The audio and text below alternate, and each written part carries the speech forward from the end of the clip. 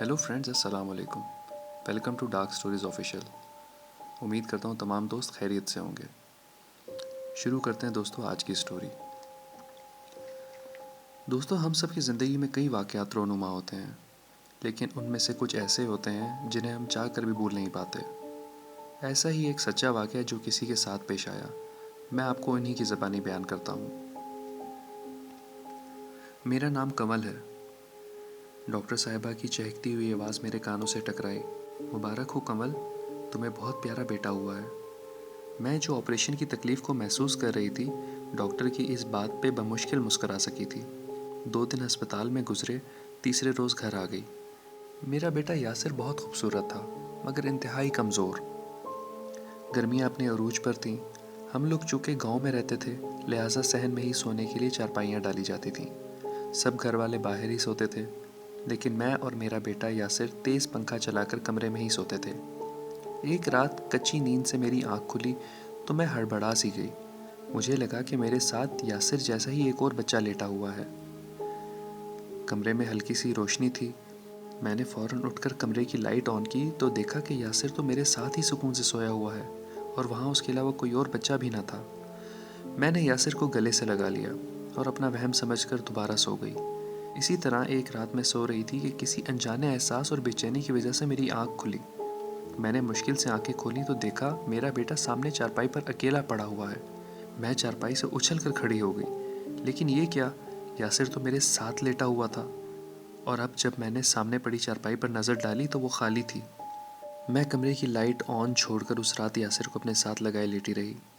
सुबह जब ये सारा वाक़या अपनी अम्मी को बताया तो वो मेरा वहम समझकर कहने लगी, बेटा बाहर सबके दरमियान में सोया करो, कमरे में अकेले सोने की ज़रूरत नहीं है। दिन गुजरने लगे। तकरीबन 10-15 दिन बाद एक रात हम सब घर वाले सहन में बैठे खाना खाने में मसरूफ़ थे। मैं यासिर को कमरे में सुला कर आई थी कि मुझे अचानक उसके खिलखिला कर हंसने की आवाज़ें सुनाई दीं, जो कि मेरे घर वालों ने भी सुनी। मैं कमरे में आई तो देखा कि मेरा नन्हा सा बच्चा चारपाई से 1 फुट ऊपर हवा में ऐसे दिख रहा था जैसे उसे कोई झूले दे रहा हो। मेरे जिस्म में खौफ की लहर दौड़ गई। मैंने ज़ोर की चीख मारी और अपने बच्चे को हवा में उस गैर मरई मखलूक से छीन कर भाग आई। मेरा रो रो कर बुरा हाल था। सब घर वाले परेशान थे कि आखिर हुआ क्या है। मैंने बड़ी मुश्किल से रोते हुए उन्हें सारा माजरा बताया। घर वाले परेशान भी थे और ये भी कह रहे थे कि तुम ऑपरेशन के बाद जो दवाइयाँ इस्तेमाल कर रही हो उनका असर भी हो सकता है। लेकिन मैं जिसने ये सारा मंजर देखा था उन्हें हर तरह से यकीन दिलाने की कोशिश कर रही थी। मेरी भाभी जो कि एक हाफिज़ा होने के साथ साथ आलिमा भी थीं, वो यासिर को गौर से देखकर कहने लगीं, तुम परेशान ना हो कमल, मैं अभी इसे दम कर देती हूँ। उनके दम करने के बाद 2-3 रोज़ सुकून से गुजरे। मैं भी काफ़ी हद तक पुरसुकून हो गई थी। एक रात मेरे घर वालों को साथ वाले गांव शादी पर जाना था। मैं ऑपरेशन के बाद घर पर ही रुक गई थी। मेरी वजह से भाभी ने भी घर पर ही रुकने का फ़ैसला किया। मगरिब का वक्त था। मैं यासिर के कपड़े बदलकर अभी उसके साथ लेटी ही थी तो अचानक भाभी ने आवाज़ दी, कमल ज़रा यहाँ आना। भाभी जो किचन में थी, मैं उनके पास गई तो उन्होंने कहा कि मैंने तो तुम्हें आवाज़ ही नहीं दी। हालांकि मुझे उनकी आवाज़ बहुत साफ सुनाई दी थी। खैर मैं अपना वहम समझकर कमरे में वापस आई तो खौफ की एक लहर मेरे जिस्म में दौड़ गई। यासिर चारपाई पर बिल्कुल सीधा लेटा हुआ था। उसका जिस्म किसी लकड़ी की मानंद अकड़ा हुआ था। वो बगैर पलके झपकाए कमरे के दाखिली दरवाजे के ऊपर देख रहा था। मैंने जब उसकी नज़रों का ताक़ुब किया तो देखा कि एक अजीब सी खौफनाक मखलूक दरवाजे के ऊपर दीवार से किसी छिपकली की मानंद चिपकी हुई थी। उसके काले से लिबास के परखचे हवा में लहरा रहे थे। ये देखकर एक ज़ोरदार चीख मेरे मुंह से निकली। भाभी दौड़ी दौड़ी कमरे में आई तो मैं सामने चारपाई पर यासिर को अपने साथ लिपटाए ऊपर की तरफ देख रही थी। क्या हुआ कमल, कुछ तो बोलो। भाभी ने मुझे ज़ोर से झंझोड़ा तो मैं अपने हवास में वापस आई। भाभी वो छत पर अभी यहीं थी। भाभी ने मेरे इशारा करने पर देखा तो वो मखलूक वहाँ से गायब थी, लेकिन उसके पाँव के निशान दीवार पर मौजूद थे। भाभी मुझे अपने साथ लेकर दूसरे कमरे में आ गई। मैंने यासिर को देखा तो वो बच्चा जो अभी कुछ ही पल पहले किसी लकड़ी की मानंद अकड़ा हुआ था, अब बिल्कुल नॉर्मल हालत में था, लेकिन उसका जिस्म शदीद बुखार से तप रहा था। तकरीबन इशा के बाद घर वाले भी वापस आ चुके थे। मैं भाई के साथ मोटरसाइकिल पर सवार यासिर को लेकर साथ वाले गांव डॉक्टर के पास गई। डॉक्टर ने चेक करके दवा दी और हम वापस घर की तरफ चल पड़े। रास्ते में टूटी फूटी सड़क के दोनों अतराफ दरख्त और झाड़ियाँ थीं। میں نے یاسر کا منہ ڈھانپ رکھا تھا۔ بھائی بھی راستے کے لحاظ سے بائک آہستہ آہستہ چلا رہا تھا۔ کچھ ہی دیر میں ہم گھر پہنچ گئے۔ بھائی نے کہا کہ یاسر کا صدقہ دو، اسے ضرور نظر لگ گئی ہوگی۔ یاسر کو دوائی دی، لیکن گھر والوں میں سے کسی کو رونما ہونے والے واقعے کے بارے میں نہیں بتایا، کیونکہ مجھے بھابھی نے کچھ بھی بتانے سے سختی سے منع کیا تھا، اور مزید یہ بھی کہا تھا کہ اب میں یہ سارا معاملہ خود دیکھوں گی، جیسا کہ میں نے پہلے بھی بتایا تھا کہ بھابھی خود بھی ایک عاملہ تھیں۔ اگلے دن گھر والے ولیمے کی تقریب کے لیے دوسرے گاؤں چلے گئے۔ بھابھی مجھے کمرے میں لے کر آئیں اور نیچے بیٹھنے کا کہا۔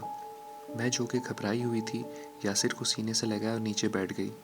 بھابھی نے عمل شروع کرنے سے پہلے مجھے تاکید کی تھی کہ یاسر کا چہرہ ڈھانپ کر رکھنا، اور جو حصار میں بناؤں گی اس سے بالکل باہر نہیں جانا۔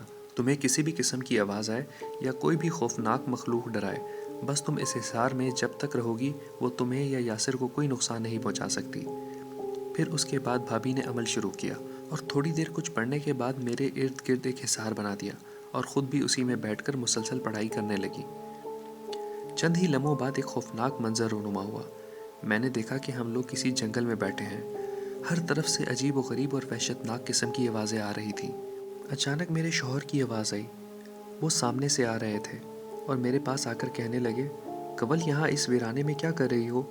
بہت وقت گزار لیا امی کی طرف، چلو اب اپنے گھر چلیں۔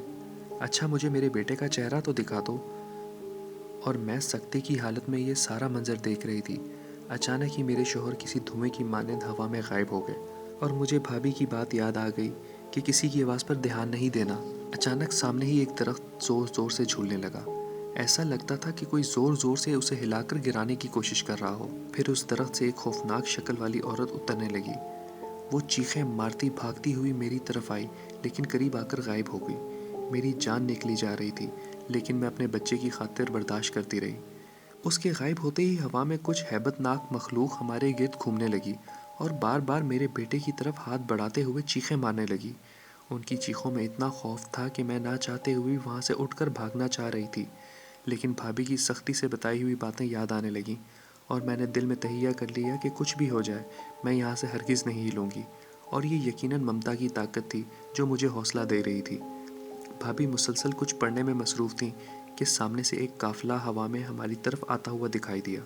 وہ اتنی تیزی سے ہماری طرف آ رہا تھا جیسے ہمیں کچل کر رکھ دے گا، لیکن وہ بھی حصار کے قریب آتے ہی غائب ہو گیا۔ اتنے میں وہی بھیانک شکل والی عورت نمودار ہوئی اور ہمارے سامنے آ کھڑی ہوئی۔ اس کی آنکھیں جیسے انگارے برسا رہی تھیں۔ کون ہے تو؟ کیا چاہتی ہے؟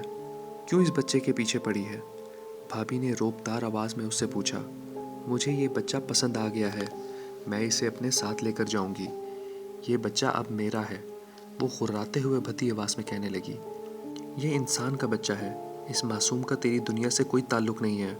اپنی زندگی پیاری ہے تو اس کا پیچھا چھوڑ دے، اور دوبارہ کبھی اس کی طرف مڑ کر دیکھا تو تجھے برباد کر دوں گی، جلا کر راکھ کر دوں گی۔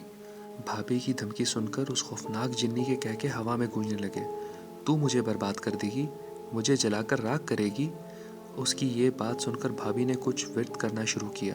آہستہ آہستہ ان کی آواز میں تیزی آنے لگی، اور وہ عورت ان کے منہ سے وہ الفاظ سن کر چیخیں مارنے لگی جیسے اسے تکلیف ہو رہی ہو۔ اس نے ایک درخت کے تنے کو اکھاڑ کر ہماری طرف زور سے پھینکا، لیکن وہ درخت حصار سے ٹکرا کر غائب ہو گیا۔ کچھ دیر تک یہی سلسلہ چلتا رہا۔ کبھی وہ بڑے بڑے پتھر ہماری طرف پھینکتی تو کبھی میرے بچے کو ہاتھ بڑھا کر لینا چاہتی، لیکن میں مضبوطی سے اپنے بچے کو تھامے بیٹھی سب کچھ سہتی رہی۔ کچھ ہی دیر میں ایک سفید رنگ کا دھواں ہوا میں اڑتا ہوا آیا اور اس جنی کو اپنی لپیٹ میں لے لیا۔ وہ تڑپ کر ہیبت ناک چیخیں مارنے لگی۔ چھوڑ دو مجھے، میں اب اس بچے کا پیچھا چھوڑ دوں گی۔ اس کی وحشت ناک آوازیں ہوا میں گونجنے لگیں، لیکن بھابھی نے اپنا ورد جاری رکھا، اور کچھ ہی دیر میں اس خوفناک جنی کا وجود پگھلنے لگا اور ایک زوردار چیخ کے ساتھ اس کا قصہ تمام ہو گیا۔ اگلے ہی لمحے ہم اپنے کمرے میں موجود تھے۔ ہمارے سامنے حصار کے باہر کچھ جلی ہوئی راکھ پڑی تھی جو یقیناً اسی جنی کی تھی۔ ابھی میرے حواس اپنی جگہ پر آئے ہی نہیں تھے کہ بھابھی کی آواز میرے کانوں سے ٹکرائی۔ کنول، خدا کا لاکھ لاکھ شکر ہے کہ اس مردود سے جان چھوٹ گئی۔ اب تم بے فکر ہو جاؤ اور یاسر کے منہ سے کپڑا ہٹا دو۔ میں نے کپڑا ہٹا کر دیکھا تو میرا خوبصورت چاند جیسا گورا بیٹا اپنی پیاری پیاری آنکھوں سے میری طرف دیکھ رہا تھا، اور میری آنکھوں سے مسلسل شکر کے آنسو ٹپک رہے تھے۔ وہ دن ہے اور آج کا دن۔ میرا بیٹا یاسر اب ماشاءاللہ 6ٹھی کلاس میں ہے، لیکن میں اب بھی اسے مغرب کے بعد باہر نہیں نکلنے دیتی۔ یہ تھی دوستوں آج کی ایک ریئلٹی ہارر سٹوری.